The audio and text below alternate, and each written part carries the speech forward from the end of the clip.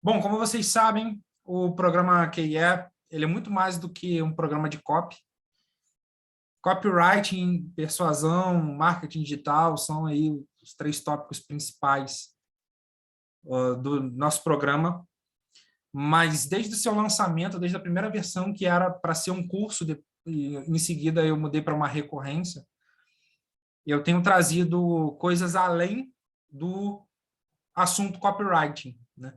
No entanto, que a segunda aula, o segundo encontro do programa QE foi com Jamil Albuquerque, inclusive trouxe um conteúdo, né, inesquecível. Até hoje eu lembro de coisas que ele falou, tá? E eu quero lembrar vocês que, muito mais do que ser copywriters, eu desejo que vocês sejam pessoas melhores, profissionais melhores, e que vocês tenham sucesso. Aliás, sucesso é uma das coisas que eu desejo falar aqui, mas talvez de uma forma que vocês nunca ouviram, ok? E eu quero já revelar um segredo. Na verdade, eu quero falar e eu vou explicar só no final, então eu vou abrir um loop aqui, ok? O Paulo Macedo hoje não busca mais sucesso. Pode parecer estranho e curioso isso, mas você vai entender. E o Paulo Macedo hoje, ele também não busca vencer, ok? E vocês também vão entender essas duas coisas. Vocês vão entender essas duas coisas daqui a pouco. Mas, enfim, por que o título da aula de hoje é coisas que você precisa ouvir se você quiser crescer? Eu quero trazer aqui algumas verdades, alguns conceitos, e eu desejo que vocês abram a mente e o coração para receber o que eu vou falar. E agora sim eu vou revelar o objetivo dessa aula, deste encontro. A gente ainda está no começo do ano, estamos aí no dia 26 de janeiro, eu falei para vocês, janeiro foi embora, etc., mas estamos no começo do ano. A gente tem um ciclo. Né? E eu não desejo que vocês fechem este ano sem pelo menos ter realizado alguns dos objetivos que vocês traçaram, né? Ou que vocês têm dentro de vocês. Se vocês ouviram os meus conselhos, vocês já devem ter colocado isso no papel, né? Eu sempre falo isso, todo ano eu falo isso. Chega dezembro é o mês que eu escolho para fazer o meu objetivo profissional, né? Para atualizar os meus objetivos de vida e etc. E é muito importante que se coloque no papel, porque fica mais palpável. E a nossa mente, ela tende a esquecer as coisas. Quando a gente imprime, quando a gente escreve, imprime, a gente está fazendo um exercício e trazendo para a vida aquilo que estava só no campo do pensamento, ok? Mas eu não desejo que vocês fechem este ano sem ter realizado os objetivos de vocês, pelo menos alguns objetivos. É claro que todo mundo tem o seu tempo, todo mundo tem... as pessoas têm desafios diferentes, percepções diferentes, habilidades diferentes, etc. E um realiza num tempo, outro no outro, né? E como diz o famoso livro de Eclesiastes, há tempo para todas as coisas. Mas como a gente tem esse costume, né? Pelo menos eu acho que é universal, mas o ocidental ele tem essa mentalidade, né? Desse ciclo. Começa em janeiro e termina em dezembro. Eu desejo que nesse tempo vocês realizem muitas coisas. E o que eu vou falar aqui, eu considero determinantes para o êxito, o triunfo em qualquer coisa. Seja para ser um copywriter profissional, seja para ser um empreendedor melhor, seja para colocar um negócio no ar, seja para vender mais, enfim. Então, eu listei alguns tópicos e eu vou falar com vocês. A gente não vai usar slide, vai ser olho no olho. E como a Mari falou, a Mari gosta, né? Tiro, porrada e bomba. Né? Pode ser que algumas coisas soem bem porrada mesmo. E eu desejo que isso aconteça. Como está no prefácio do livro, Eu Me Recuso a Dar Errado. Aliás, eu vim com a camisa hoje, né? Eu Me Recuso a Dar Errado, não à toa. Eu vou usar muitos tópicos que estão no livro. E se você ainda não adquiriu o livro na pré-venda, eu já faço propaganda para você fazer. Se é meu aluno, não preciso ficar de melindre com você. Né? Então, inclusive, vou ler alguns trechos do livro aqui. E aí, como eu falo no começo do livro, eu desejo que você tome alguns choques de realidade, porque se isso acontecer, você pelo menos acorda, tem um clique para aquele determinado tópico. Ok? Então, vamos lá. O primeiro tópico que eu quero tratar com vocês é o seguinte. Toda batalha se ganha ou se perde primeiro na mente. Se você viu meu story de ontem para hoje, você deve ter visto uma foto minha lá, meditando, e tinha essa frase, que é de Santa Joana d'Arc, e ela tem um resumo de uma importância, de um conceito importante. Que tudo começa aqui, na mentalidade. Tá? Eu sei que vocês já devem ter ouvido isso aí, soa como clichê, mas tem coisas que a gente tem que dizer com frequência, mesmo que seja óbvia. Tá? As batalhas se ganham ou se perdem primeiro na nossa mente, no nosso intelecto. Então, se você está passando por alguns desafios ou se você não está conseguindo destravar em determinadas coisas, você está perdendo a batalha na mente, provavelmente. Eu trouxe aqui outras frases que eu quero trazer para vocês, que eu quero mostrar para vocês ler, além dessa, que toda batalha se ganha ou se perde primeiro na mente, que é: o progresso é impossível sem mudança, e aqueles que não conseguem mudar suas mentes não conseguem mudar nada. Uma famosa frase de George Bernard Shaw, que inclusive é um cara que eu discordo em muitas coisas, mas nesse caso aqui concordo com ele. Progresso é impossível sem mudança. E eu acredito que ele esteja falando de progresso social, mas se vale para progresso individual. Você não consegue progredir sem mudança, você precisa mudar. E aqueles que não conseguem mudar as suas mentes, as suas cabeças, não podem mudar mais nada. Um dos capítulos, um dos pequenos ensaios que eu inseri no livro Eu Me Recuso a Dar Errado, Manual do Brasileiro Não Praticante, tem um diálogo entre Malcolm X e Jimi Hendrix, do qual eu sou fã. E o Jimi Hendrix fala para ele, né? Pelo menos eu tirei esse diálogo do filme biográfico de Jimi Hendrix. Fala que para mudar o mundo, você precisa primeiro mudar a sua mente. Antigamente, né, pelo menos o pessoal da mesma faixa etária minha, ouvia muito sobre essa coisa: a gente tem que mudar o mundo, vamos mudar o mundo. Hoje se fala, né, tem campanhas. Conquanto seja importante, a gente tem que pensar no progresso, a mudança ela precisa ser individual. Hoje a gente vive um tempo, como vivemos outros tempos na história, em que o pensamento coletivo ele está acima do individual. E a gente é incutido na nossa cabeça que a coletividade é importante, de fato a gente precisa viver em grupo e saber viver em grupo. Mas quando o pensamento individual ele é substituído pelo pensamento coletivo, quando eu começo a pensar igual todo mundo, o progresso ele não acontece. É incrível isso. As pessoas acham que quanto mais pensamento coletivo você tiver, quanto mais pensamento de massa você tiver, mais você vai progredir socialmente, mas é justamente o contrário. Porque nós somos indivíduos, nós somos feitos com particularidades, com personalidades próprias. E se você que está aqui, no programa QE, no 38º encontro, às 20h19, não mudar a sua mente, você não vai conseguir mudar o seu mundo. Estou falando nem no mundo no geral. Até porque Jordan Peterson fala que a gente não tem a capacidade de mudar o mundo individualmente. A gente primeiro precisa mudar a gente. Quando a gente muda a gente, se cada um trabalhar para mudar a si mesmo, o mundo muda. E aí, para fechar esse tópico e já trazer essa primeira sementinha para você, eu vou ler o trecho dessa música que estava tocando aqui do Gabriel Pensador, que se chama Até Quando. Conquanto essa letra hoje tem alguns pontos que eu discordo dela, eu gosto dessa música. Né? Ela, como a maioria das músicas de rap e as músicas do Gabriel Pensador, tem uma crítica social forte, mas esse trecho aqui é muito legal.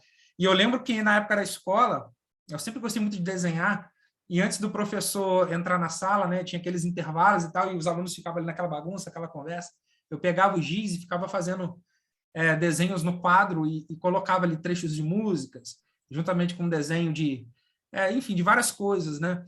E aí, eu lembro que uma das frases que eu sempre colocava lá era essa aqui: muda que quando a gente muda, o mundo muda com a gente.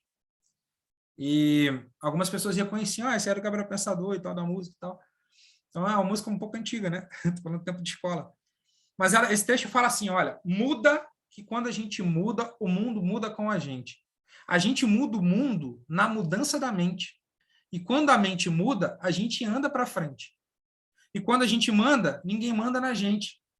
Na mudança de atitude, não há mal que não se mude, nem doença sem cura. Na mudança de postura, a gente fica mais seguro. Isso aqui é legal, hein? Na mudança do presente, a gente molda o futuro. Apesar de ser uma letra de rap, cara, isso aqui tem uma base filosófica bem legal, sabe?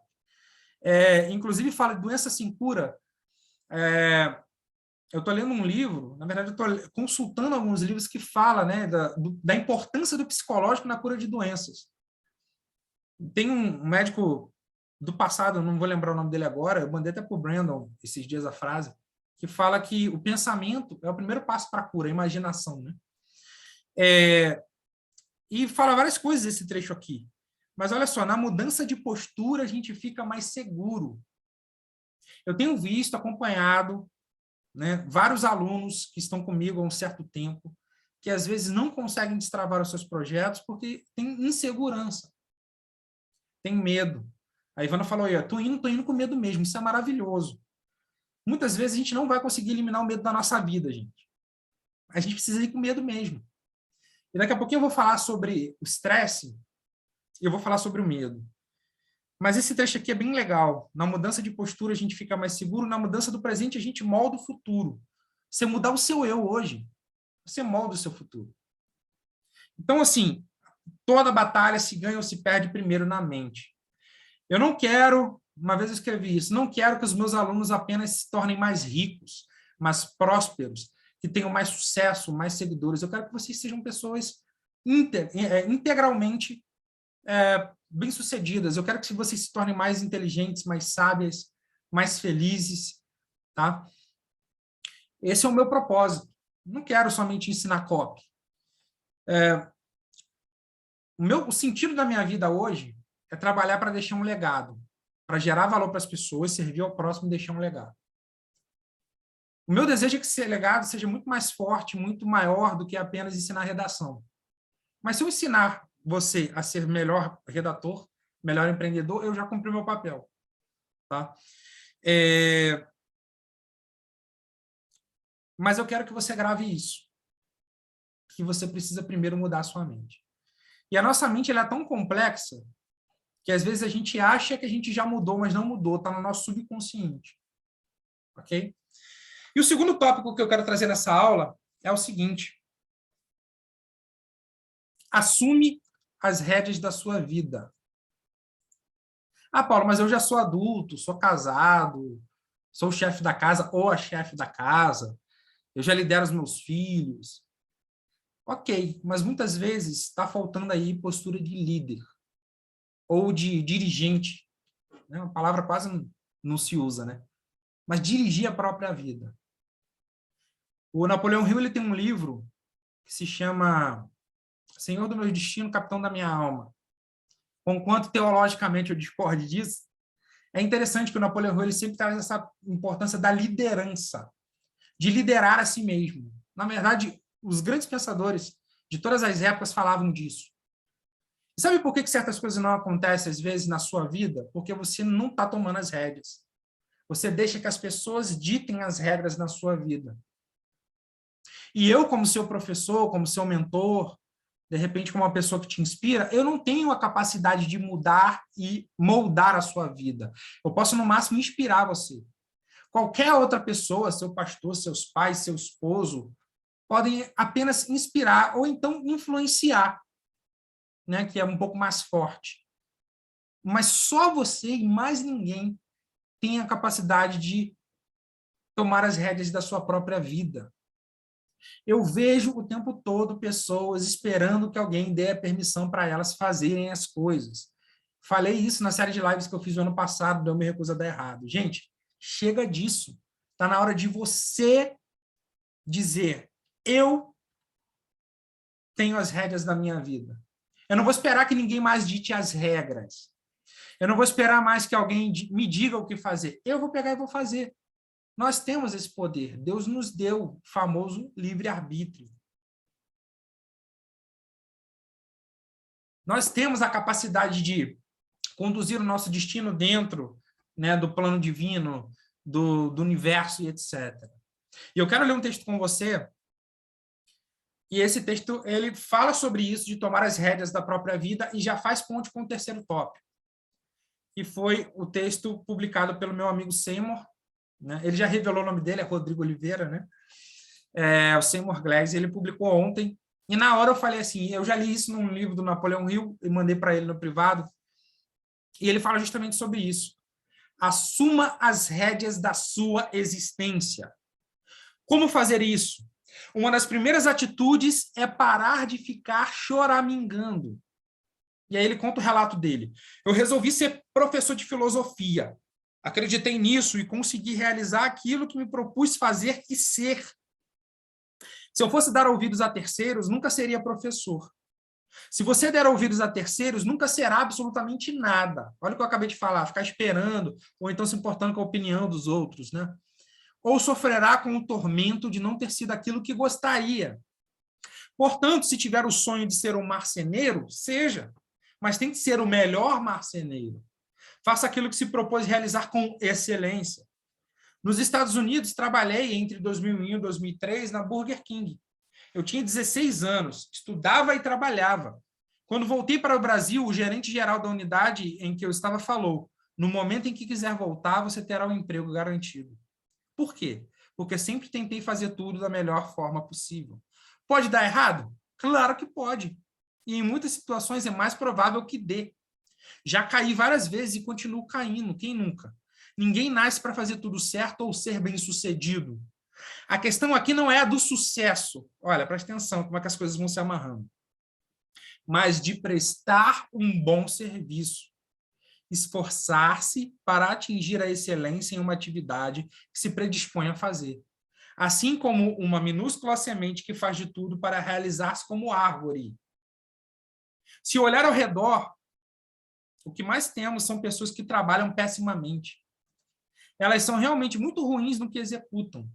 Por exemplo, se tivesse um espírito prático, seria pedreiro. Um pedreiro que faria tudo com excelência, entregaria os serviços contratados antes do prazo, ficaria rico. Sabe por que ficaria rico? Porque estamos cercados de gente medíocre, que ou fazem tudo com preguiça, ou não se esforçam para ser o melhor naquilo que faz. E aqui eu vou ser um pouco mais enfático. O Manual do Brasileiro Não Praticante denuncia esse espírito do brasileiro médio, medíocre. Medíocre vem de médio. Né? Tem uma relação com médio. Né?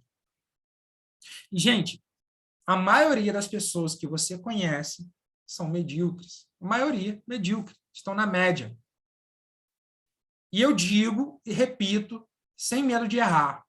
Pode ser que, sei lá, pode ser que daqui a um tempo eu repense isso.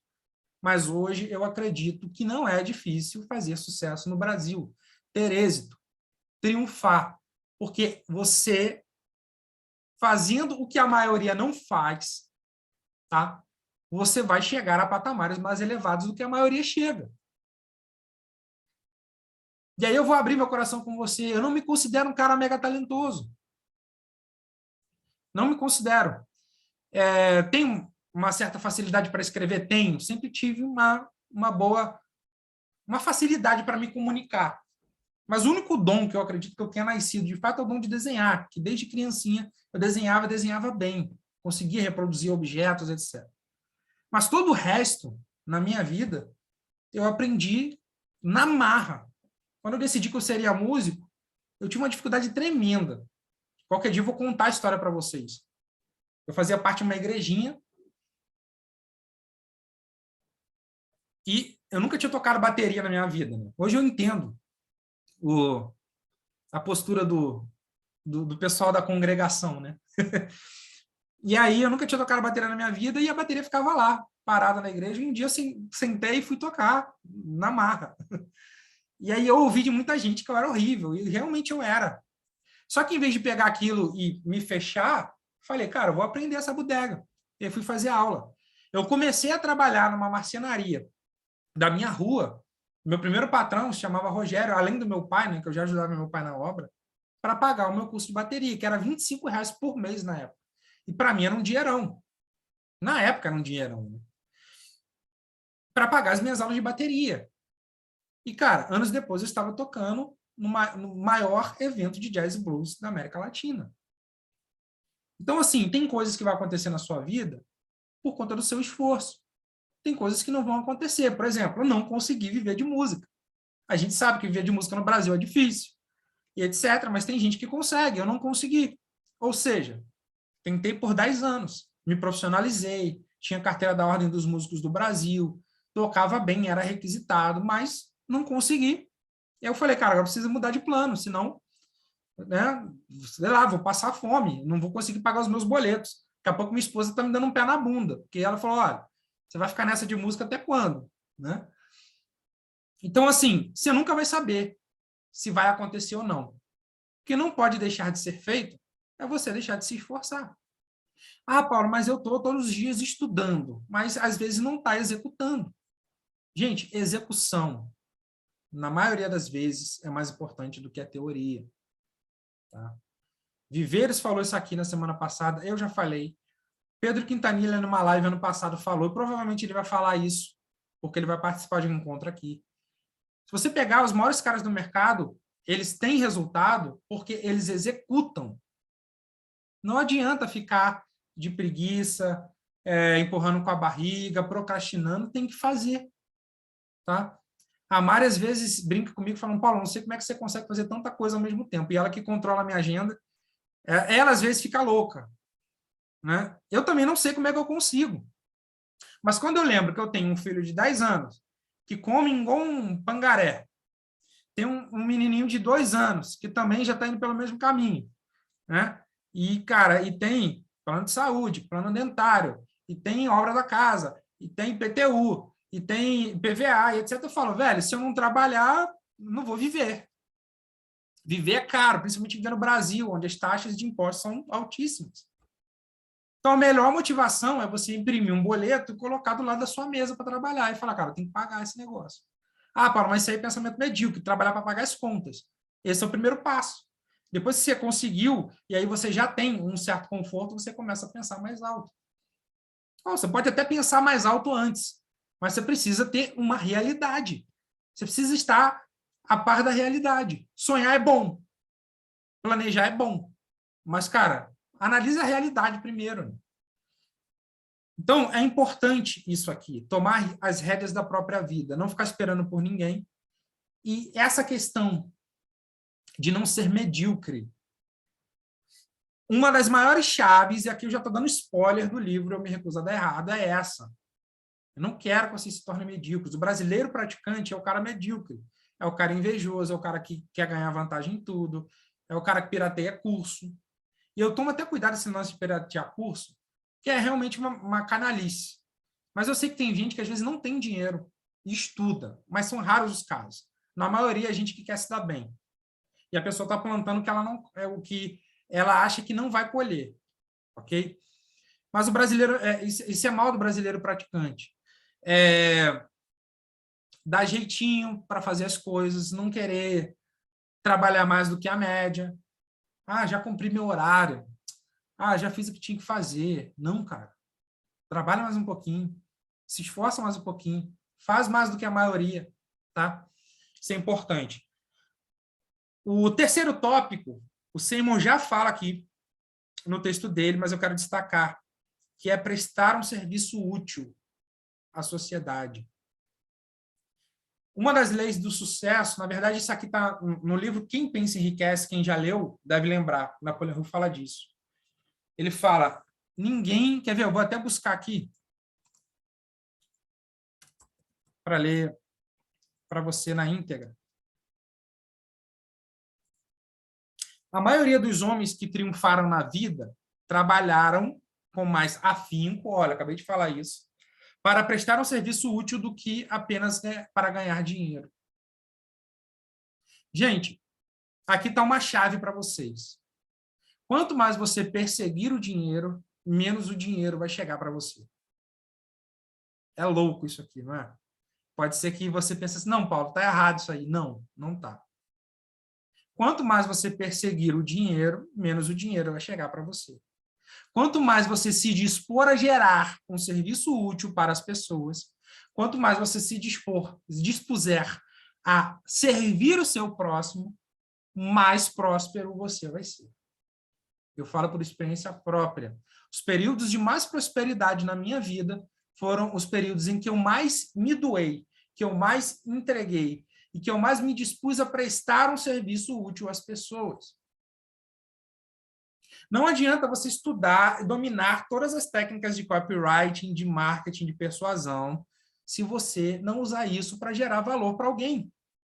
Se você não for solução para uma empresa que está precisando vender mais. Ou se você não for aquela pessoa-chave que um empresário precisa, ou que uma outra pessoa precisa. Ah, Paulo, eu não sei como gerar valor. Aí, acabei de te dar uma chave aí. Você usar a sua habilidade para servir ao próximo. E eu não estou falando só de caridade. Caridade é importante. Você dá sem esperar nada em troca. Isso é importante. Por isso que eu entrego muito conteúdo. Por isso que todos os dias eu escrevo algo e dou para o universo. Estou doando meu conhecimento. Nem sempre é dinheiro. Mas eu estou falando aqui de você se dispor a prestar um serviço útil e ser bem pago por aquilo. Quanto mais valor você gera para alguém, mais fácil as pessoas vão te pagar.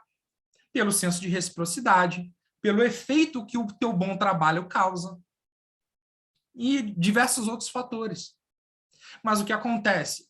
Eu quero trabalhar para ganhar dinheiro. É ótimo, é excelente, ganhar dinheiro é bom. Eu gosto, amo. Se não fosse assim, eu teria virado monge. Mas estou aqui, no marketing, tá? Para gerar lucro. Minha função é essa. E se eu não gerar, estou falhando. Ok?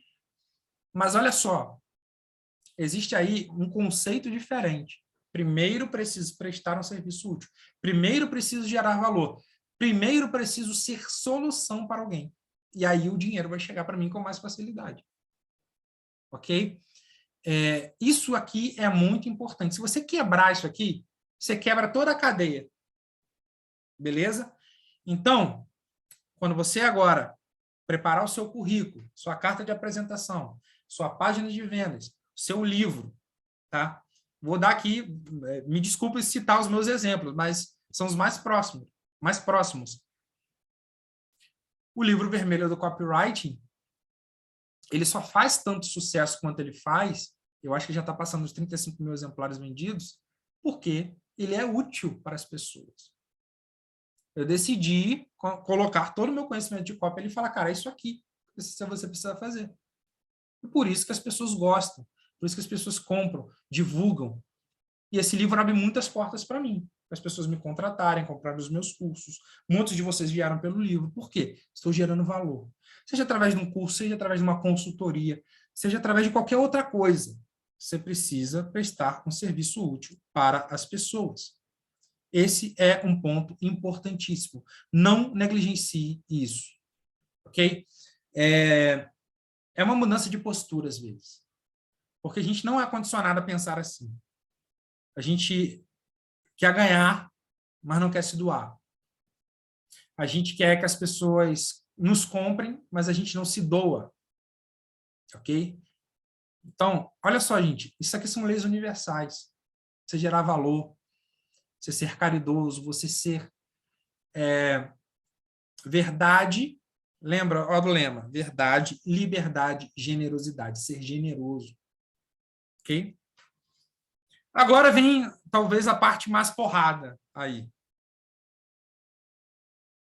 Se você quer realmente crescer, além de vencer as batalhas na própria mente, mudar a sua mente, para mudar o seu mundo, assumir as rédeas da própria vida, prestar um serviço útil a alguém, você precisa assumir as suas cagadas com coragem. Você precisa assumir as suas dificuldades, os seus defeitos, os seus vícios. Cara, isso aqui é duro pra cacete. E é difícil. Sabe por quê? Todo mundo, em algum nível, por mais baixa autoestima que tenha, se acha especial. O ser humano tem uma tendência a se achar especial. E muitas vezes, muitas patologias e muitas dificuldades, muitas crises vêm porque esse sentimento de ser especial ou de querer ser amado não é correspondido. E aí, quando eu percebo que o mundo não me ama, que o meu cônjuge não corresponde ao amor que eu dou para ele, eu vou ficando doente. Tá? Então, todos nós temos essa tendência a nos achar a última rosquinha do pacote, a última Coca-Cola do deserto. E eu não estou dizendo para você que você tem que quebrar ou jogar isso totalmente fora, que você tem que se achar um inútil. Mas você precisa assumir que você é um cara ou uma cara cheio de defeitos que precisam ser mudados, precisam ser melhorados, superados. Ok? Vou abrir aqui o meu coração com você. Eu estou gravando um curso que é atrelado ao livro. Se chama Código Bunker. Só os meus mentorados sabem disso e a minha equipe. Eu convidei alguns mentorados, o Magno, inclusive, estava lá, para participar de algumas aulas. E aí eu gravei 2 aulas num dia, depois gravei uma outra no outro dia, nessa outra não teve convidado. Mas uma das coisas que eu falei lá, de um dos tópicos que eu estou ensinando, falei sobre a mudança da mente.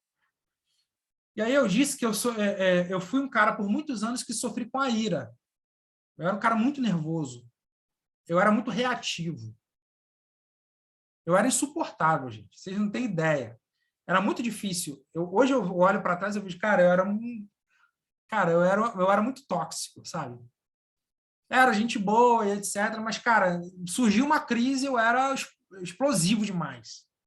Não tinha domínio próprio em relação a isso de nenhuma forma. E aí, uma certa vez, eu fui participar de um retiro, e aí lá eu comecei a desabafar com um amigo, eu estava com problema no casamento e tal. Cara, na época doeu pra cacete. Era até de madrugada, a gente estava no quarto, deitado para dormir, eu comecei a conversar com ele, ele começou a falar. Mas ele falou para mim, você só fala do outro, você só fala da sua esposa, você só fala do seu patrão. Mas tem coisa que você precisa mudar em você. Cara, quando ele falou aquilo para mim, foi como se estivesse dando um soco, assim. Mas naquele dia eu decidi assumir a minha cagada. Falei assim, cara, eu sou um otário mesmo. A maioria do tempo eu tô sendo um otário, porque se ninguém faz a minha vontade, eu já fico logo querendo gritar e falar e fico com raivinha e etc. Eu não consigo não reagir ao que as pessoas falam para mim. E aí eu percebi que eu tinha um problema com a ira mesmo, que eu ficava virado muito fácil. E aí eu comecei a me analisar. E eu falei assim, velho, eu sou ruim nessa área. Preciso melhorar isso. Como? Não sei. Vou buscar agora as ferramentas. Como eu sempre gostei de ler livro, comecei a buscar nos livros. Por isso que eu falo, tem gente que critica o trabalho do Dr. Augusto Cury, né? Ele, como todo mundo, tem seus haters. Mas um livro que eu li dele que, cara, mudou a minha vida foi Código da Inteligência. Aí ele fala sobre as janelas killer. Você abre as janelas, né, que elas são projetadas dos seus traumas. E aí você quer ver um dos motivos do porquê que eu era muito nervoso e reativo? Porque meu pai era assim. Meu pai hoje também mudou. Mas eu, durante grande parte da minha infância e adolescência, eu via o meu pai ficar nervoso dentro de casa. Quando ele brigava com a minha mãe, ele nunca levantou o dedo para bater na minha mãe, mas ele socava as coisas, ele jogava objeto longe. Ele é um cara muito reativo. E eu, de alguma forma, peguei aquilo dele. Eu decidi quebrar o ciclo. Falei assim, cara, eu não quero mais isso para minha vida. Agora, foi fácil? De maneira nenhuma. Cara, eu demorei 10 anos para conseguir dominar esse Hulk. Eu usei esse termo para o pessoal. O Hulk está aqui dentro ainda. Tá? De vez em quando ele fica querendo sair, meu irmão. Eu fico até brincando, falando que eu tenho um soco encalhado há 10 anos. Que quem decidir desencalhar esse soco aí, eu acho que eu vou desmaiar o cara ou vou mandar para o cemitério. Mas eu brinco. Mas no final das contas, eu procuro assumir o domínio próprio. E, gente, é difícil. Você olhar no espelho e falar, cara, tem alguma coisa errada aí dentro. Porque nós somos orgulhosos, nós somos apegados às nossas opiniões, nós somos apegados àquilo que a gente acredita que é o certo. E quando a gente é criticado, é automático. Nosso senso de sobrevivência já parece que liga uma uma barreira invisível. A gente começa, é um escudo. Se a pessoa levanta o dedo para falar de algum defeito nosso, a nossa tendência é que a gente reaja e que a gente não aceite, porque nós temos as nossas convicções, as nossas opiniões, etc. Mas é necessário que a gente olhe e repare, cara, eu realmente tenho um problema com orgulho, eu realmente tenho inveja. Tem pecados, né? Pecados, defeitos, vícios, que eu só confesso para as pessoas mais íntimas. E eu não tenho vergonha de falar que eu tenho um potencial ruim. Todo mundo tem, gente. Cara, quem diz que é bonzinho é mentiroso. Todo mundo tem os seus BOs, todo mundo tem as suas inclinações. Só que a gente tem uma tendência a achar que a gente... O Gabriel, não sei se ele está aí, o Gabriel Santana, ele usa esse termo, eu acho maravilhoso. Ele fala, cara, eu prefiro achar que eu sou Caim do que Abel. A gente sempre acha que é o Abel, a gente sempre acha que é o Superman, não o Lex Luthor. A gente acha que é o Batman, não o Coringa. Cara, mas todos nós temos, dentro de nós, vilões e heróis entrelaçados. A gente precisa saber dominar os vilões, deixar eles ali bem escondidinhos. Ou então usar ele para o nosso bem. Usar as minhas inclinações. Por exemplo, eu quando fico nervoso hoje, em vez de socar ou gritar, eu vou escrever. Sabe? E aí eu respiro fundo e falo, vou escrever um copy bom. Ou seja, estou usando a minha energia que poderia ferir alguém para ajudar alguém. Eu direciono para outro lugar. E aqui eu vou usar um outro exemplo. Napoleão Hill fala de transmutação sexual. Quem já leu os livros deve lembrar desse termo. Cara, se você não consegue, se você é homem e não consegue deixar o pinto guardado dentro da calça, né, usando português, claro que só tem adulto aqui, cara, você tem uma compulsão sexual, ou então um apetite sexual acima da média, e aí eu não vou usar com as mulheres que eu seria indelicado, vou falar só dos homens. E se você alimenta esse apetite o tempo inteiro, você queima a sua energia e você está alimentando um vício. Porque fazer sexo é bom, mas fazer sexo excessivamente é ruim. Você está se destruindo. Né? E todo vício é ruim. Cara, o Napoleão Hill ele fala que a energia sexual é uma das energias mais poderosas que nós temos na nossa vida. Nossa biologia e etc. E o mistério da transmutação sexual é quando você direciona, você canaliza essa energia sexual e direciona para outro lugar. Então, não é mentira quando a pessoa fala, eu trabalhei com tesão, cara, sentei para escrever aquela carta de vendas e fiz com tesão. É verdade isso. A pessoa já realmente, ela pegou a energia sexual dela e usou para outra coisa, em vez de popular. Cara, essas coisas aqui, quando a gente começa a entender, isso aqui vai fazendo um sentido, isso aqui move a gente de uma maneira muito incrível. Tá? Então, assim, abri essa caixinha e lembrei disso. Mas só para amarrar o tópico, você tem que assumir as suas cagadas, os seus vícios, as suas inclinações. Você tem que encarar. Tem muitas vezes que vai ser difícil, velho. Você vai olhar no espelho, vai falar, cara, o que tem de errado aí? Aí você vai começar a se analisar, caraca, velho, eu não sou essa pessoa boazinha que eu acho que eu sou.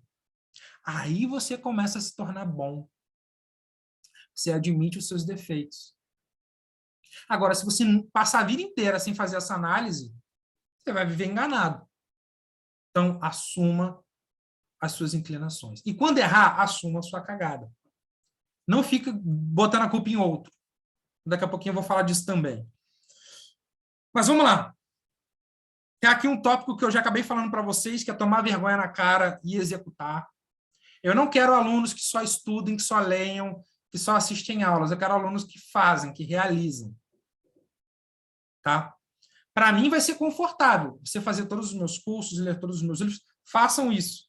Mas muito mais do que me ler e me ouvir, eu quero que vocês façam, coloquem a mão na massa, executem, realizem os sonhos de vocês.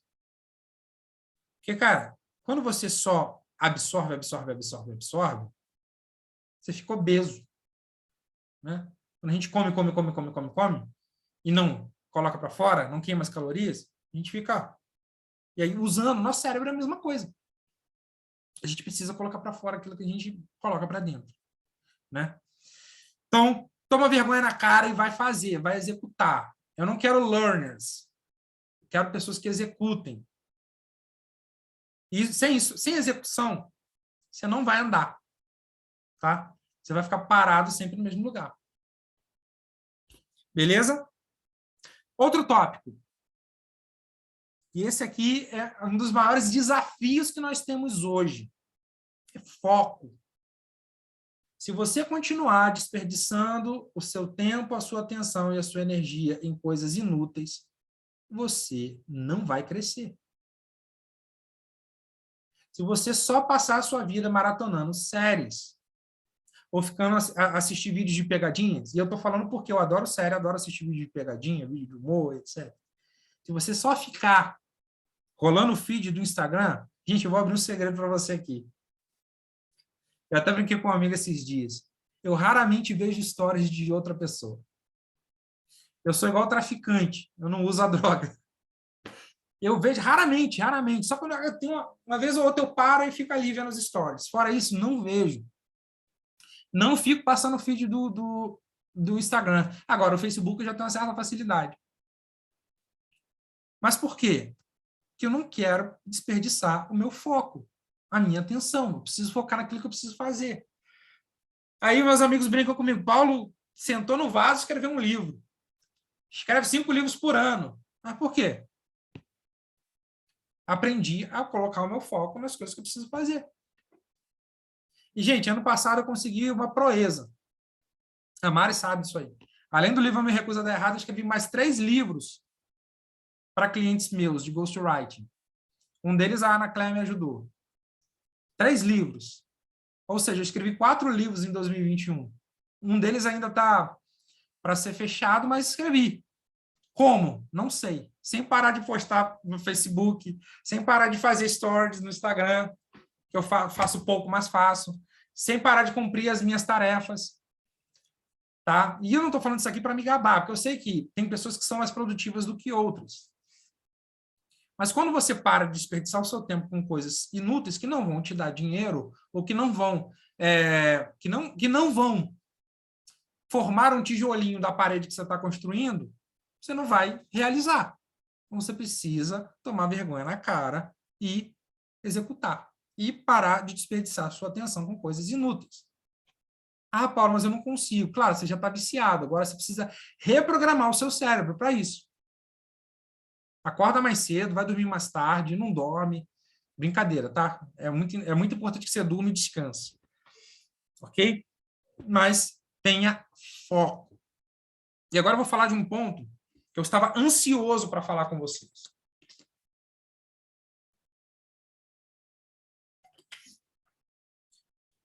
Dr. Joe Dispenza, estou lendo os livros dele, e, cara, ele dá uma explicação sobre o porquê que pessoas que estão com problemas... Gente, isso aqui é importantíssimo também. Por que pessoas que estão com problemas têm uma tendência a não sair daquele problema? Você provavelmente conhece alguém, se não for você, que a pessoa parece que ela fica assim, ó, andando em círculos na vida. Ela nunca sai daquela situação que ela está.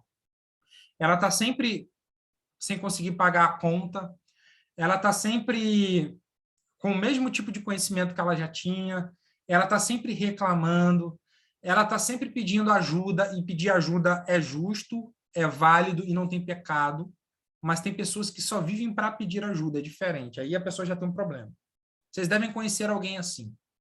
Sabe o que acontece? O Dr. Joe Dispenza explica o seguinte: quando nós estamos lidando com algum problema, a gente gera substâncias no nosso cérebro, e aí eu não sei explicar como um cientista, mas ele diz que nós geramos substâncias no nosso cérebro, que são as mesmas substâncias geradas por mamíferos quando estão diante de um perigo. Então, por exemplo, está lá o cervo comendo matinho, né? Lá na floresta, daqui a pouco ele escuta um barulho, ele já olha, ele identifica um predador. Vou colocar, sei lá, uma onça. E aí, o que ele faz? Ele sai correndo. Quando ele identifica o predador, ele identificou o problema, ele começa a liberar substâncias que são liberadas para a proteção dele, ou seja, o cérebro liga um alerta, e ele sai correndo, e etc., para se proteger. Quando nós estamos com problemas, é mais ou menos parecido com o que acontece com a gente. Nosso cérebro liga um alerta. E aí o Dr. Joe Dispenza, ele explica o seguinte, que o ser humano, ele é a única espécie que consegue repetir esse processo, né, de gerar as substâncias e ficar num nível de estresse involuntariamente. Ou seja, às vezes você não está diante de um problema tão evidente assim. Mas por você ter vivido o problema em outra época, ou então você até está com problema, mas se você passar a vida, o dia inteiro pensando naquele problema, você mantém você mantém o seu cérebro em alerta. E aí ele até diz o seguinte, olha, o cérebro não vai ficar o dia inteiro pensando no predador, mesmo quando está longe dele. Ele desligou aquela função e volta a comer o matinho dele em outro lugar. Nós, seres humanos, nós ficamos remoendo o problema. E aí, o nosso cérebro fica viciado em gerar aquelas substâncias que nos geram estresse. Cara, é muito incrível isso aqui. E aí ele diz o seguinte, que o nosso cérebro entra em modo de sobrevivência. A gente vive sobrevivendo. E o modo sobrevivência, ele é oposto ao modo criativo. Cara, isso aqui, quando eu li, eu falei, putz, caraca, incrível. Então, o que acontece? Quando você está com um problema e você está viciado, e você fica focando naquele problema, remoendo ele o tempo todo, e fica buscando justificativa, e você fica reclamando, mas que isso, que aquilo, etc., você está mandando uma mensagem para o seu cérebro. Olha, modo de sobrevivência ativado. Não desliga.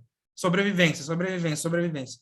E você não consegue criar a bosta da solução para o seu problema, porque você desligou o modo criativo. E aí, você não tem culpa, porque você não sabia disso, mas a partir de agora você vai se controlar. Ok? E aí eu entendi o porquê que muitas vezes, em situações da minha vida, eu não conseguia sair de determinadas situações, porque eu ligava o modo de sobrevivência e não sabia de ligar. Mas todas as vezes que eu falei, cara, esquece o problema, vamos focar aqui agora na solução. Eu encontrava a solução. Por quê? Você entra no modo criativo. Aí eu lembrei daquela situação em 2017 que eu quebrei, e eu fiquei alguns meses no modo de sobrevivência. Foi só quando o Pedro falou para mim algumas coisas que eu liguei ao modo criativo. Ou seja, eu desfiz o estresse, o vício do estresse ali. Cara, isso aqui é muito incrível. Se, sei lá, 50% da população, da sociedade aprender isso aqui, a gente elimina grande parte dos nossos problemas. Muitas vezes você não realiza, você não cresce, você não ultrapassa a barreira, né, do crescimento, você não pula a cerca, porque você está no modo sobrevivência. E, cara, você quer alguém para ser um modelo de sobrevivência, é o brasileiro. O cara que acorda às 5 horas da manhã, pega 2 ônibus, tem cara lá em engarrafamento, cara ônibus lotado, camelô gritando no ouvido, e etc. Aí chega, tem que aturar o patrão. Cara, estresse da hora que acorda, aí trabalha o dia inteiro, às vezes com coisa pesada, volta mais 2 ônibus, ônibus cheio, com ônibus, as pessoas falando e etc. E chega em casa, às vezes briga com a esposa. O modo de sobrevivência do cara está ativado o tempo inteiro. E o cara nunca, ele vai passar a vida inteira sem ligar o modo criativo dele. Cara, isso aqui é muito incrível, muito poderoso. Tá? Então, lembre-se disso quando você estiver diante de um problema. Hoje, eu já aprendi isso mais ou menos. Eu li isso recentemente, mas eu já tinha aprendido assim, no modo subconsciente também. Ano passado, cara, tive diante de um problema bem grande assim de resolver, um grande pepino. E eu falei para mim assim, não vou focar no problema. Cara, vou arrumar uma solução, vou continuar trabalhando, continuar criando, e aquele problema foi se tornando menor, até que o momento que eu consegui resolver, e continuei. Então, ligar o modo criativo. Tá? E você pode até fazer um exercício. Fala para sua mente assim, ó, eu sei que eu sei que eu tenho um problema para resolver, mas agora eu vou deixar ele aqui no cantinho, vou respirar fundo, e vou sentar, e vou criar. Modo criacional. Você vai acessar o modo criacional, criativo. Você vai ver a mágica que vai acontecer. Ok? Então, falamos do estresse. Agora isso aqui também. Prepare-se. Pare de achar culpados. Pare de reclamar. Pare de ficar se lamentando. Pare de encontrar, de achar culpados. Pare de reclamar. E pare de ficar se lamentando. Tá? E aí, vamos lá. Vamos por partes. Paulo, talvez você não conheça a minha vida.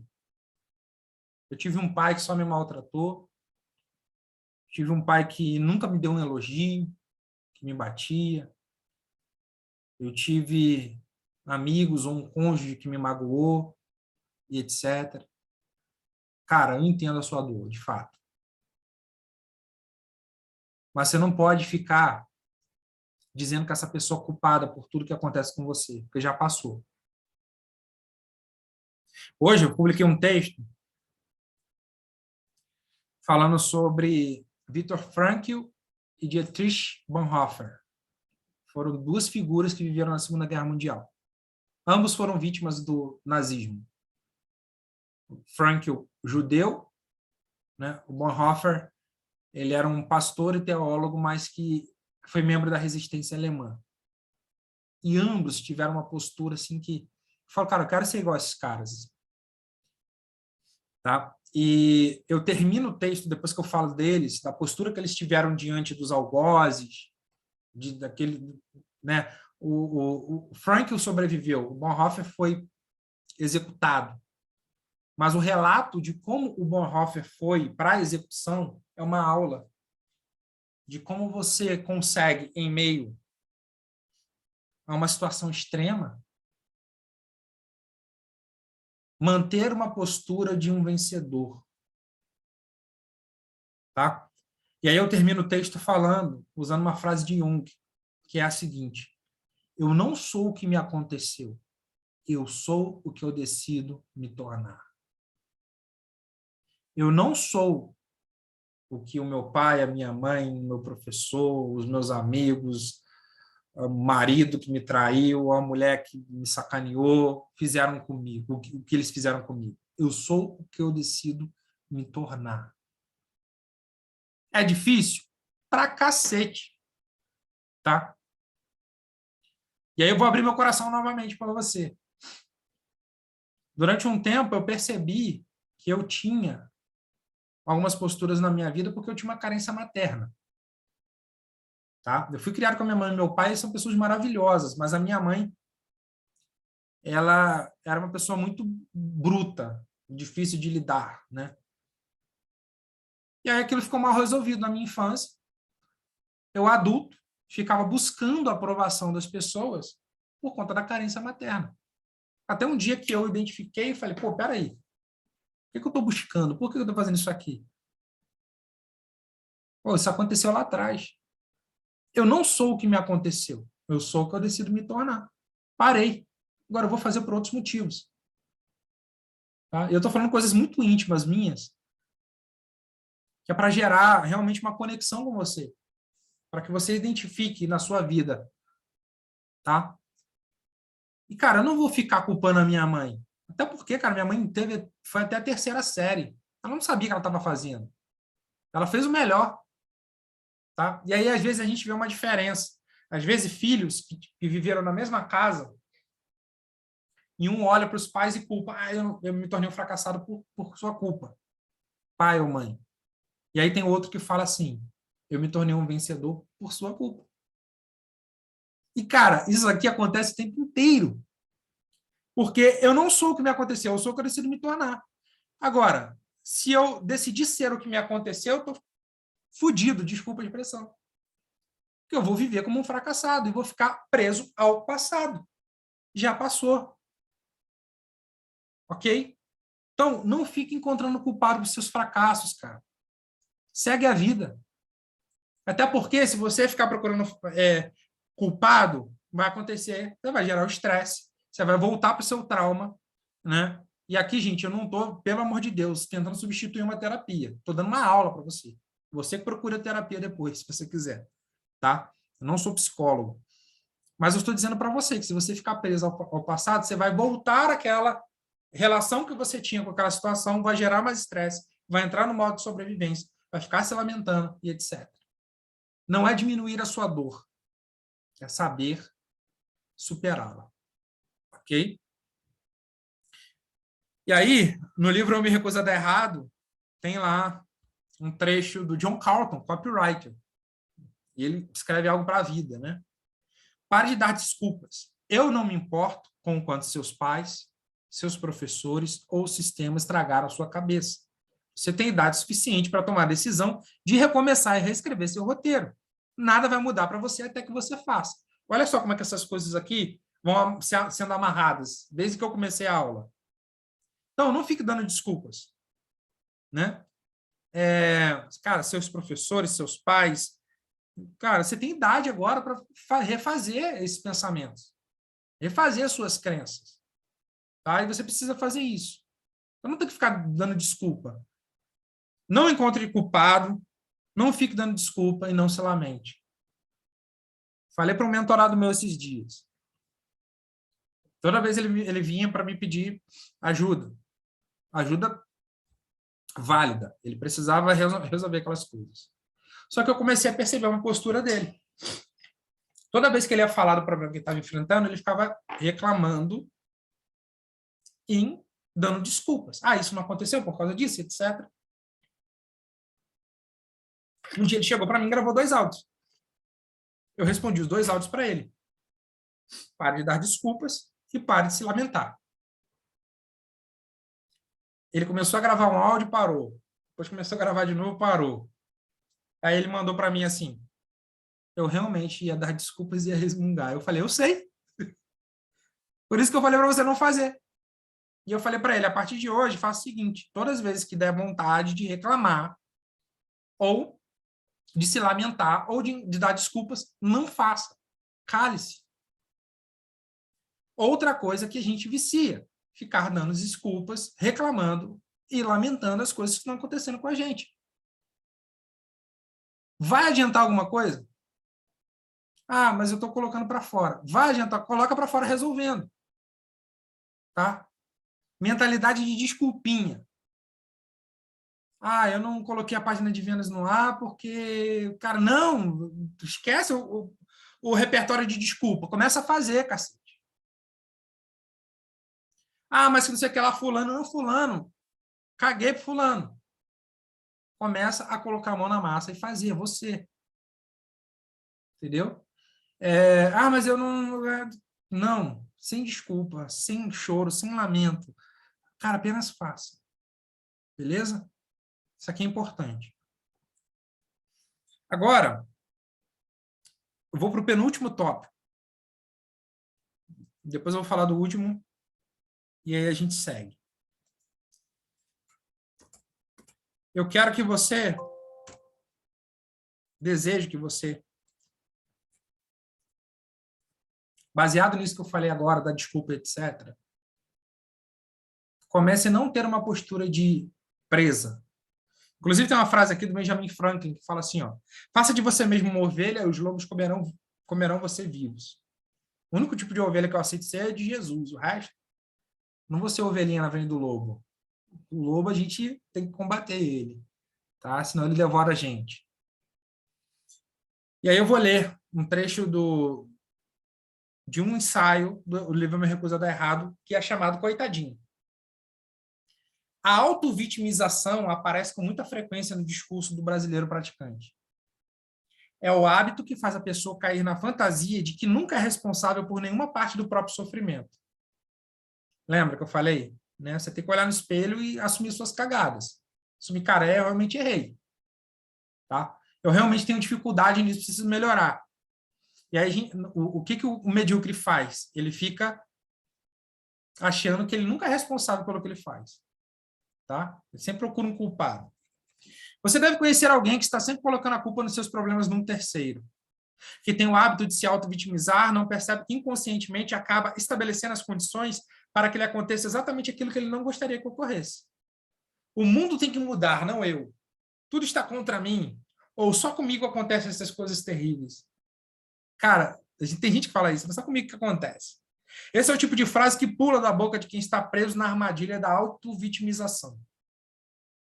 Claro que existem situações reais em que somos vítimas, mas até mesmo depois que elas acontecem, continuar no papel de vítima é uma opção. É difícil se livrar do coitadismo? Sim. A pessoa geralmente não enxerga que está presa a essa armadilha. E por não gostar de ser confrontada, ela se fecha cada vez mais nessa masmorra psíquica. Há uma solução para quem está preso nesse hábito nocivo: assumir a responsabilidade da própria vida. Já falei isso aqui, né? Ao fazer isso, a pessoa começa a ver que, apesar de não ter o comando total sobre algumas circunstâncias, pode sempre ter um determinado grau de controle sobre a forma como reage ao que acontece. Né? Lembrando daquele pensamento, né? Até estoico isso aqui. Eu não sou responsável pelo que o outro faz comigo, mas eu sou responsável pela forma que eu reajo a isso. É preciso reconhecer as crenças limitantes que você alimenta, tomar as rédeas da própria vida e ter a atitude de não deixar que isso te atrapalhe mais. Começar olhando no espelho e questionando a si mesmo por que certas coisas acontecem é um primeiro passo. Já falei tudo isso aqui, né? Então, cara, pare de fazer de você um coitadinho. Tá? Você tem os seus traumas, tem as suas dores, tem as suas dificuldades, mas tenha a postura de falar: acabou, agora eu vou resolver essa parada aqui. Agora o bagulho vai ficar tenso, porque eu levantei a tocha, eu levantei a bandeira. Então eu quebrei as correntes. É você o responsável. Tá? E por último, eu quero que você lembre que você vai morrer. Nossa, Paulo, fica até arrepiado agora, bate na madeira. Gente, só tem uma certeza na vida: você vai morrer. Pode não ser hoje, e eu quero que todos vocês vivam muito, vivam aí mais de 100 anos. Mas você vai morrer. Um dia vai acabar. Tá? E cara, isso aqui é uma das melhores maneiras de fazer você tirar a bunda da cadeira ou colocar a bunda da cadeira para fazer as coisas que precisam ser feitas. Porque passa rápido. Passa rápido. Às vezes você está vivendo uma situação e quando você vê lá na frente, você fala: cara, passou rápido. O tempo não para, cantava Cazuza. E ao lembrar que você um dia vai bater as botas, que você vai ser colocado num caixão, né? Sem vida ali, o seu corpo, que eu acredito em vida após a morte, o que acontece lá exatamente, ninguém sabe, só quem esteve lá, né?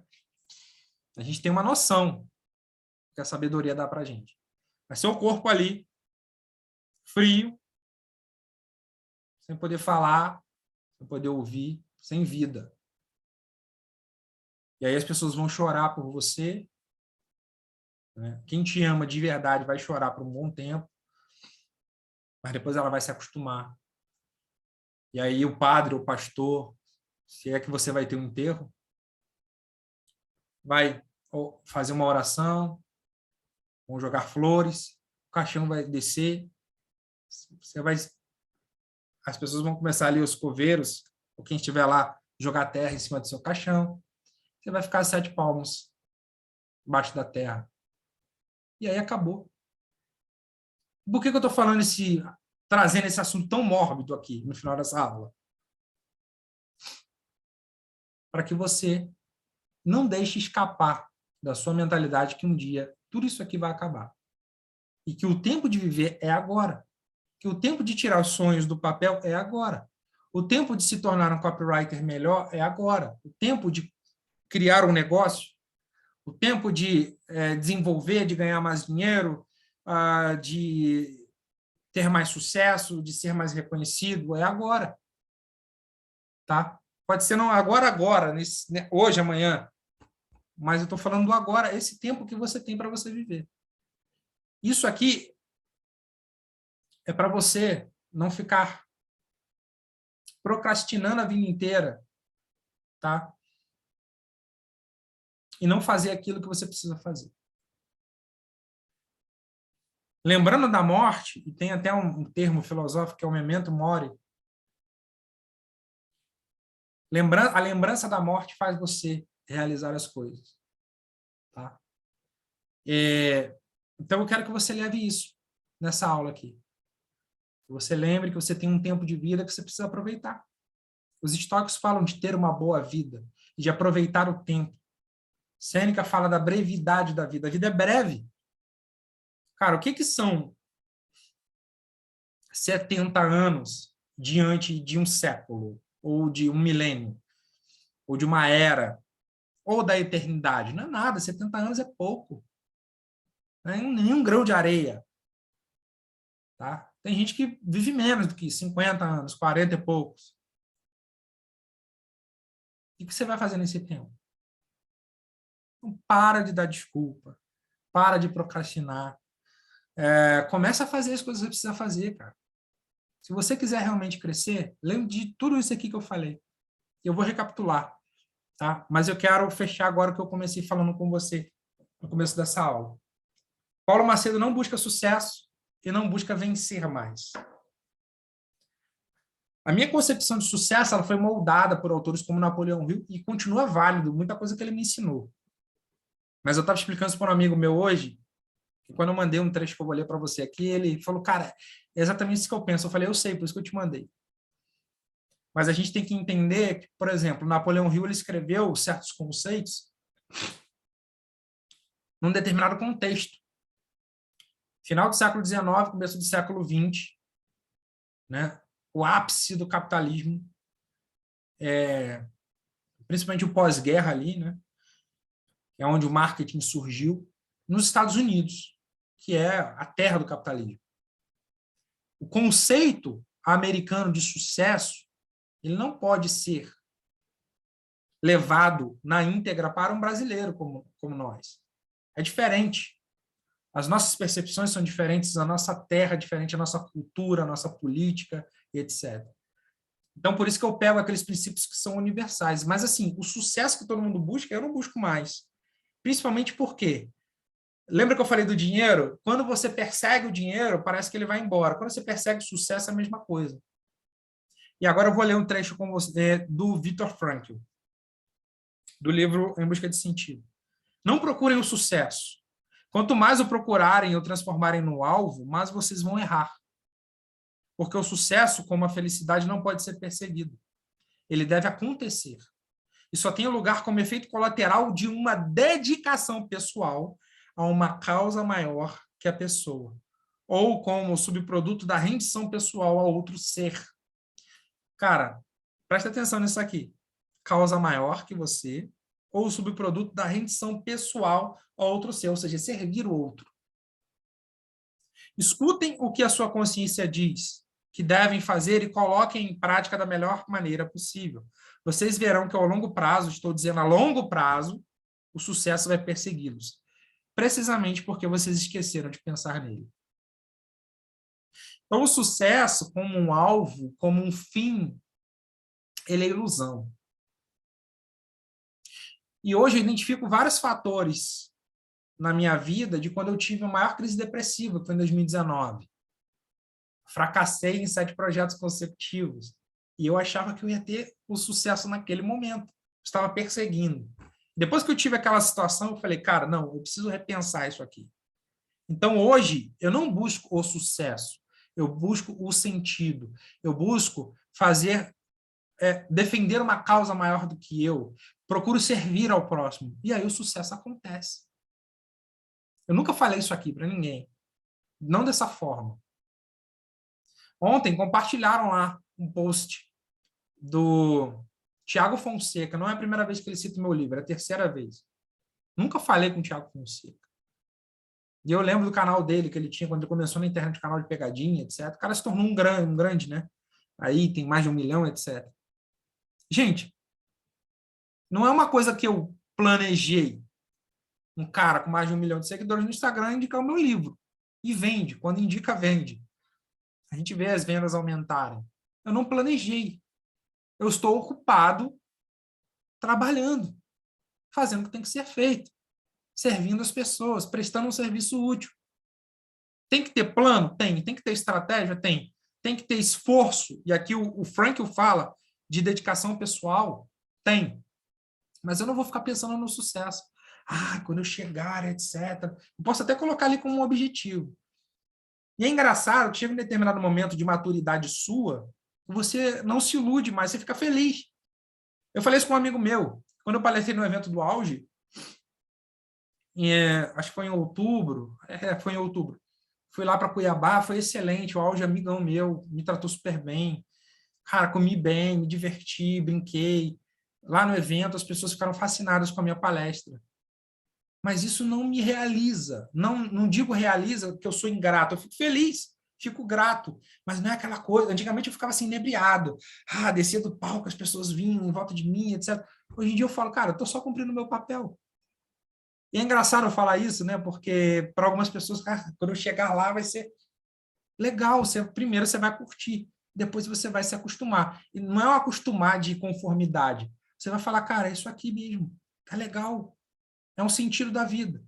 Estou aqui gerando valor para as pessoas. Isso é maturidade, gente. Então, eu estou dando para vocês aqui um panorama, um pano de fundo, conceitos para vocês levarem para a vida. Então, hoje eu não persigo o sucesso, eu trabalho, eu sirvo, eu defendo uma causa maior do que eu. Quero deixar, sei lá, se possível, um legado, mas eu quero servir. Servir é o sentido da vida para mim, tá? Vocês possam refletir nisso. E aí eu falei para vocês que eu também não procuro vencer. O que é vencer? Eu acho que eu vou dar um spoiler para vocês aqui. Tem quantas pessoas na sala agora? Deixa eu ver aqui. 41 pessoas. Algumas saíram. Eu quero dizer para vocês o seguinte. Eu nunca disse para vocês o que é dar certo na vida. Procurem aí. Peguem lá as 30 lives que eu fiz e vejam se eu falo para você, se eu dou um padrão do que é vencer na vida, o que é dar certo na vida. Vocês não vão achar. Mas eu falo de eu me recuso a dar errado. Paulo, mas se você fala de recuso a dar errado, você automaticamente está falando de dar certo.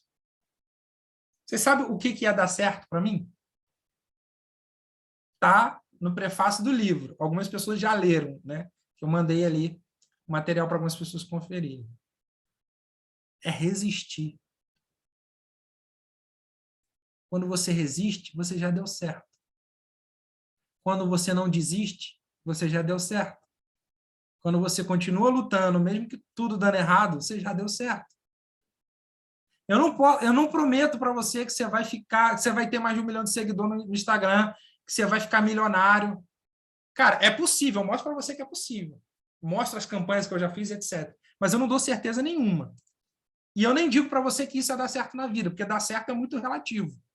Agora, uma coisa é certa. Se todos vocês resistirem, se todos vocês fazerem aquilo que o Rocky Balboa fala para o filho dele lá no filme, né? Muita gente compartilha aí, né? O segredo não é o quanto você bate, é quanto você aguenta apanhar. Cara, você já deu certo. Se você lutou por 10 anos para construir a sua família e para ser uma pessoa digna, né? Para não ser um otário, para não ser uma pessoa tóxica, não prejudicar alguém, etc., e você não conquistou todos os seus objetivos, mas você não parou, você já deu certo. Então, eu quero que vocês levem isso aqui. Tá? O que é dar certo na vida? É resistir. É falar, cara, eu não vou desistir. Eu tomei uma porrada que eu desmaiei, mas acordei, levanto e vou de novo. Eu não sei como eu vou resolver esse problema, eu vou descobrir como resolver, vou buscar soluções, vou buscar os recursos. Isso é dar certo. É ser alguém que luta. Vencer, para mim, dependendo do caso, não quer dizer nada. Agora, quando você resiste, isso sim diz muito para mim. Tá? Então, o que é se recusar a dar errado? É resistir. Ok? E eu disse para vocês que eu não procuro mais vencer, eu procuro evoluir. Teve uma época, vocês não sabem disso, talvez a Mariana deve lembrar. Teve uma época que um player do mercado, ele ficava competindo comigo o tempo inteiro. Eu postava um assunto, ele ia postar o mesmo assunto com a visão dele. E aí ele pegava um certo tópico da minha mensagem e ele falava também do jeito dele. Ele ficava, era perceptível que ele estava competindo comigo o tempo inteiro. E eu comecei a retribuir, que é legal, né? A gente entra no nosso senso ali, do macho alfa, né? Vamos lá. Quem vai dominar a manada? Chegou um determinado momento que eu deixei ele lutar sozinho. Falei assim, deixa. E aí ele continuou por um tempo e etc. E eu não rebatia, parei. E aí ele cansou. E naquela época eu pensei assim, velho, não tem prazer nenhum de ficar competindo com esse cara. Eu quero competir comigo. Eu quero evoluir, eu quero ser melhor do que eu fui ontem. Eu quero olhar para trás, como eu olho hoje, e falo, pô, isso é depressão. Eu quero olhar para trás e falar assim, dominei o Hulk, está aqui dentro. Eu quero olhar para trás e falar assim, cara, eu tinha um buraco, né? Uma carência materna, mas venci, tapou. Eu quero olhar para trás e falar assim, cacete, eu tinha um negócio de 6 dígitos, agora tem um negócio de 7 dígitos. Quero olhar para trás e falar assim, cara, eu comecei sozinho no digital, fazendo tudo, e agora eu tenho uma equipe de 20 pessoas. Pô, isso aqui é bom pra caraca. É muito melhor do que falar, eu venci o fulano. Fulano vai vencer as lutas dele, cara. Isso aqui não é um ringue. Isso aqui é vida real. E a vida real diz pra gente, seja melhor do que você já foi. Então eu quero que vocês daqui a um tempo, que o Beverly fala assim, caraca, o Beverly do dia 26/1 de 2022 não é mais o mesmo de hoje. Eu venci aquele cara. Eu tornei ele melhor. Eu quero que a Elisete Amaral fale no dia 26/1 de 2022, às 21h27, tinha lá uma Elisete que não existe mais. Hoje é outra Elisete. Ela virou a Super Saiyajin do COP. Evoluiu. O Pokémon evoluiu. Nem lembro o nome dos Pokémons, né? Quero que o Nelson Arancíria, Pedro, Ana Cleia, Daniel, Fernando, Edson, Carlos meteu o cabeção ali agora. Quero que a Sandra, a Camila, a Luíse, o Magno, a Mari, a Gisele, o Gabriel Santana, o Isaías, a Maria Aparecida, a Vera, a Jéssica, o número 831780, que eu não sei quem é, a Karine, a Beatriz, o Jadir. Se eu esqueci de alguém, se inclui aqui. Eu quero que todos vocês olhem para trás e falem assim, cara, eu sou melhor do que eu já fui. Mas para isso vocês precisam mudar a própria mente, assumir as rédeas da própria vida, prestar um serviço útil à sociedade, assumir as cagadas e vícios que você faz, assumir o Caim que tem aí dentro, tomar vergonha na cara e executar, parar de ficar procrastinando, parar de desperdiçar tempo com coisas inúteis, sair do modo sobrevivência e entrar no modo criativo, parar de encontrar culpados, parar de se lamentar e parar de dar desculpas. Tem coisas até que eu estou repetindo, mas é bom. Não ser a ovelha diante dos lobos, não se auto-vitimar, lembrar que você vai morrer. Isso aqui não é receita para o sucesso. Eu não estou dando uma receita que vai dar certo. Mas isso aqui são princípios que eu já testei. Desde 2010. Estamos em 2022, aí 12 anos. É uma vida. Nem meu filho mais velho tem essa idade. Eu acho que se vocês levarem a sério, vai dar certo. Tá bom, gente? Vamos tirar um tempinho. Cara, tem 56 mensagens aqui. Não sei se eu vou conseguir interagir com todos, mas se quiserem colocar perguntas. Legal. Isaías está falando aqui, ó, quero ser melhor do que eu já fui. Eu penso nisso todo dia, eu sempre busco ser melhor. Excelente. É isso aí. Que aula inspiradora, Paula. Lilian está falando, obrigado. Vera está falando gratidão. Eu que agradeço. Fico muito feliz e realizado. Tem 2 coisas que eu gosto de fazer da vida, além de comer e fazer amor. Que é dar aula e escrever. São as coisas que me realizam, de fato. Adoro ensinar e adoro escrever. Criar através das palavras. Maria falou sem perguntas, legal. João Vitor falando, quero transformar tudo isso em execução. Muito obrigado, Paulo.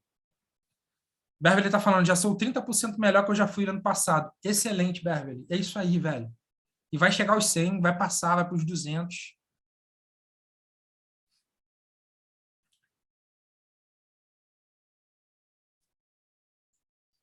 A Ana Cléia falou, eu também, Natália, mas eu não consegui ver a mensagem da Natália. Essa aula é quase uma terapia, senhor. Sato Digital está falando aqui. Que bom, gente. Fiquei feliz. Eu realmente, assim, já estava com vontade e desejo de trazer essa aula. Eu esperei o momento certo. E aí eu falei assim, cara, a gente está no comecinho do ano. Eu quero que essa aula marque quem está, quem participar. Quem vê depois também, né? Assistir a gravação. E eu abri realmente o coração. Falei coisas aqui que eu nunca tinha falado publicamente. Jadir está falando, melhor que ontem, pior que amanhã. Karine está falando, amei muito, principalmente a parte que você falou meu nome. Legal, Karine. Fico feliz. Paulo tocou em todos os pontos possíveis sobre mente e alma. Legal, Maria. Fico feliz. Qual o livro do Joe Dispenza que você citou? Eu estou com 2 dele. Um eu só dei uma pincelada, que é Como Ser Sobrenatural. Parece interessante, mas o livro que eu estou lendo, que eu estou amando, eu comecei a ler no final de dezembro, e eu fiz questão de colocar ele na frente da fila de leitura, é o Quebrando o Hábito de Ser Você Mesmo. Esse livro eu fiz o copy dele, o lançamento dele, né, em 2020 para Citadel. Não conhecia o Joe Dispenza e não me aprofundei no livro naquela época. Eu li ali os principais pontos e etc. Mas depois eu comecei a procurar algumas frases, algumas citações em relação a desenvolvimento pessoal. Eu achei as frases do Joe Dispenza, eu comecei a falar, cara, esse cara fala umas coisas bem profundas. Porque, para ser sincero com você, no primeiro momento eu achava que era autoajuda. E essa era uma coisa que eu ia falar para vocês na aula, acabei esquecendo, mas vou falar agora. A gente tem aqui, no geral, 2 níveis de conhecimento, que eu passeio por eles. Que é o conhecimento, assim, que é aquele bem profundão mesmo, a filosofia e etc. E, assim, quando você começa a estudar esses assuntos, tem muita coisa que, cara, você começa a olhar a vida de uma maneira que, às vezes, é até desanimadora. Você consegue entender, de fato, o ser humano com as suas complexidades, os seus defeitos e o mundo. Você vê que tem certas coisas que não vão mudar, porque sempre foi e sempre vai ser, tá? Eclesiastes fala que não há nada novo embaixo do sol, né? Tudo que já foi vai ser e as coisas se repetem. E aí você vê e você começa a ficar meio pessimista, né? Você começa a ter uma visão existencial meio, sabe, meio caraca, meu irmão, a vida é uma merda mesmo. E aí você tem numa outra ponta, e aqui eu estou fazendo uma escala imaginária só para exemplificar, a galera que pensamento positivo, não, isso aí, vamos mudar, não sei o que lá, tem que acreditar, sabe? O coaching se alimenta disso, o mercado de coaching. E aqui eu não estou criticando a ferramenta coaching. A ferramenta coaching é importante e eu mesmo já fiz curso de coaching, tá? Talvez vocês não saibam. Lá no passado, 2011, 2012, por aí. É porque eu trabalhava com vendas. O coaching, ele é uma ferramenta legal, ele tem ferramentas legais, mas o mercado, esse cenário, ele se tornou uma coisa muito caricata, muito estranha. E, cara, um mar aberto para charlatães. Porque nós acreditamos em ilusões, gente. Tá? Por isso que eu trago essas realidades aqui para vocês, tá? Não caírem em qualquer papo. E aí o coaching traz essa linha de que, cara, você vai realizar tudo, você é um vencedor, aí manda você gritar, você participa dos eventos, você fica inebriado. Mas quando você lida com a realidade, você vê que não é nada daquilo. E essa é uma outra coisa que, quando eu estava em depressão, eu caí na real. Porque, cara, livro de autoajuda fez efeito para mim. Nenhum. Livro de autoajuda, nenhum. Você pega um cara em depressão profunda e manda ele ter pensamento positivo. Ele vai mandar você tomar naquele lugar. O cara tá na merda, tá na Havaí, ele não consegue. Ele não consegue. Gente, não é uma questão somente de querer. O cara tá num estado e não consegue. E aí, tem muita gente que se ferra por causa disso. O cara quer tratar uma coisa que só um conhecimento realmente profundo consegue tirar ele de lá com água com açúcar. Vai dar água com açúcar para alguém que está com câncer e diz assim, você vai ser curado. não tem sentido. Então, a gente tem duas pontas aí.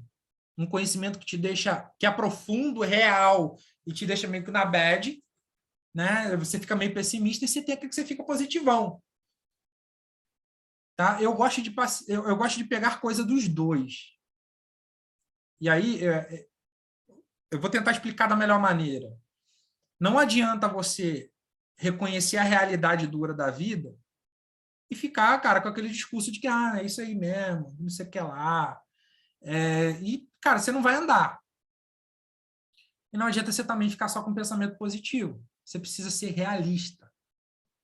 E aí, olha só por que os escritores são importantes na nossa vida? Eu abro o livro Eu Me Recuso a Dar Errado trazendo isso para vocês. O Ariano Suassuna, ele diz que o pessimista é um chato. Esse cara que enxerga a nuvem negra em tudo. E o otimista é um tolo. Que é melhor você ser um realista esperançoso. E aqui, ó, tá na linha do meio aqui. Na linha da realidade, na linha das pessoas maduras. Tá? A vida é uma merda mesmo, gente. Tem dia que você vai acordar e, cara, você só vai ver desgraça. Tá? Que você mesmo não vai se suportar. E tem gente que não se suporta. Tem gente que, se ficar na companhia dela mesma, ela não se suporta. Mas, cara, quando você olha e fala assim, é isso aí mesmo, mas vamos lá. As coisas mudam. Cara, legal, as pessoas não vão me corresponder, mas tá tudo bem, também não quero. Legal, eu vou dar tudo de mim e não vai acontecer. Ué, o que eu posso fazer? Mas eu vou continuar. Esperança. Realismo esperançoso. A vida é problemática mesmo. Ortega y Gasset fala isso aqui. Ele fala no lance dos náufragos, né? O homem de mente lúcida, o homem de mente clara é aquele que percebe que a vida é realmente problemática e se agarra na primeira coisa que ele tem. É aquela tábua quando você está naufragando ali, né? A esperança é isso aí. Paulo Macedo hoje não é good vibes, nem tem ensina para isso. Eu medito há mais de 2 anos. Faço meditação mesmo. Fecho os olhos, faço as minhas orações, né? Procuro tirar aquele tempo ali de respiração. Nunca postei uma foto. E nunca falei gratiluz. Nada contra quem fala, mas é uma coisa que até se tornou caricata. Eu não tenho sina para ser um good vibes. Mas eu gosto de olhar a vida, cara, legal, a vida é ruim, mas tem coisa boa. A vida é problemática, mas tem esperança. Tem coisa que não vai dar certo, ok, mas tem coisa que dá certo. Tá? Então, assim, eu quero que vocês tenham essa maturidade de olhar e falar, cara, é realmente problemático, é realmente difícil, é realmente desafiador, mas vamos manter a esperança e vamos encarar isso como adultos. Hoje, gente, e aí, sem me estender muito, que a gente já vai ir para 1h40 de aula, e eu acho que eu já entreguei o que eu precisava entregar, a gente vive num mundo hoje que ele te infantiliza. Ele quer que você continue infantil. Tá? Por isso que, assim, eu tenho meio... Pode parecer meio bobo isso aqui que eu vou falar, mas eu já conversei isso com a minha esposa. Eu sou meio nerd, eu adoro cultura pop, eu tenho ali os bonequinhos do Mario, do Chaves, tenho lá do Star Wars e etc. Né? Mas eu procuro não ser aquele cara que se cerca dessas coisas. Tá? Porque eu acho que isso aí é se manter na infância. Então, assim, eu sou moderado nesse aspecto, porque quando você se cerca de coisas que te infantilizam, e aqui eu estou falando de objetos, mas eu estou falando de mentalidade num todo, você acaba realmente, assim, parece que você quer ficar na infância o tempo inteiro. O apóstolo Paulo, ele fala uma coisa interessante, né? Quando eu era menino, eu pensava como menino. Agora que eu me tornei homem, eu preciso pensar como homem. Então, assim, eu usei esse exemplo dos bonequinhos, mas eu estou falando de mentalidade. Tem gente que parece que é um adolescente com 50 anos. A pessoa não amadurece. E isso é um problema. E aí, ela vive numa ilusão que as pessoas têm que servir, que ela é uma criança, de fato. Gente, a gente tem que crescer. Encarar a dureza da vida, a problemática da vida, é maturidade. Então, tem coisa que na sua vida... Eu não vou dizer para você que tudo vai dar certo. Eu sou incapaz de dizer isso. E falar que se você se esforçar, vai acontecer. Eu seria leviano. E aí eu me colocaria ao lado desses falsos coaches aí. Não, tem coisa que vai dar errado. Mas isso vai ser bom para você, se você souber pegar aquilo ali e usar como lição. Ok? Então é isso aí. Não seja o bad, o bad, aquele cara que olha tudo de forma pessimista. E tem uma tendência de quem se torna mais sábio, mais inteligente, mais conhecedor de ficar assim. Porque consegue enxergar com mais clareza os problemas da vida. Mas você ter uma postura pessimista o tempo inteiro vai te manter no buraco. Tá? Se você tiver uma postura positiva o tempo inteiro, vai também te colocar no buraco. Você vai achar que as coisas estão acontecendo, mas não estão. Você está vivendo ali numa ilusão, no metaverso da sua mente. Né? Agora, quando você está aqui e encara, a vida é problemática, mas eu vou manter a esperança e fazer o que precisa ser feito. Aí, as coisas começam a ter sentido. Ok? Valeu, gente! Obrigado. Espero que vocês tenham realmente gostado. Tamo junto. Metaverso da sua mente. Mentei na hora aqui. Vamos tirar o nosso print. Estou tentando me livrar da cena de burnout. Tudo me irrita no trabalho. Eu estou bem reativo. Para piorar, minha esposa está grávida. Semana passada vimos que o coraçãozinho do bebê, deixa eu ver aqui, parou e ainda não conseguiu. Como é que eu não estou conseguindo ler tudo aqui? Parou e ainda não conseguiu. Eu estava quase libertando meu Hulk, está preso dentro de mim. Obrigado, Paulo. Meus ensinamentos estava precisando disso. Eu acho que é o mesmo, porque quando eu passo aqui, ele está cortando. Quem escreveu isso aí foi o Edson? Foi Isaías. Isaías, não. Quem foi que escreveu? Gente, embolou tudo aqui, não sei por quê. Mário, qualquer coisa, pega essas mensagens aí que eu vou responder depois lá no grupo. Ah, é o Edson mesmo. Edson, cara, eu não sei nem o que te dizer, ainda mais lidando com um bebê, tá? E essa situação toda. Que você seja forte, velho. Você encara essa realidade com esperança, tá? Entrega na mão de Deus. Seja forte, beleza? É o que eu preciso te dizer, tá? Gente, é isso. Obrigado, de fato. Vamos tirar o nosso print. Deixa eu tirar o meu. O Gabriel falou aqui, daquela hora que vai na faculdade. Fico feliz. Que bom que vai ficar gravado, né? Vou remover